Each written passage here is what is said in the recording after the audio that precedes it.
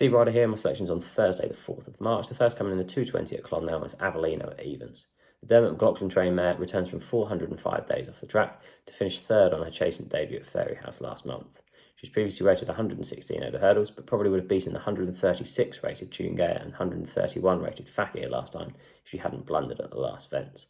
She was in receipt of the sex allowance that day, but is back in mare's company in this and should prove hard to beat if not suffering from the bounce factor only 24 days later.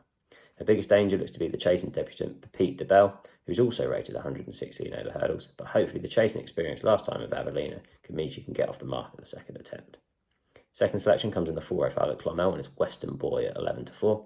It's over 7 years since he finished only 3/4 of a length behind Votor in the Moscow Flyers novices hurdle, but this 12-year-old still looks well capable of winning races. He finished second over hurdles at Christmas at Leopardstown, when beaten only 1.5 lengths off a mark of 113, and it's interesting that Connection is now sending back over fences off a lower mark.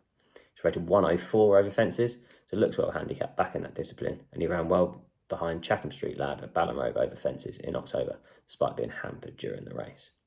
Richard Condon rode in that race and gets back on board today, and hopefully Western Boy can provide him with his 7th win of his riding career.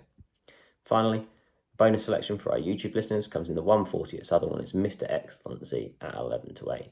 He won here over 7 furlongs on his debut, defeating a more experienced Sir Mark Prescott favourite that day. He was still green during the race and stayed on well over the 7 furlong trip, shaping like this step up to a mile will suit him a lot better. The son of Ortad cost 100,000 guineas as a yearling, so Connections will be hoping he ends up better than competing at Southern, and I think he can remain unbeaten after this race under a penalty.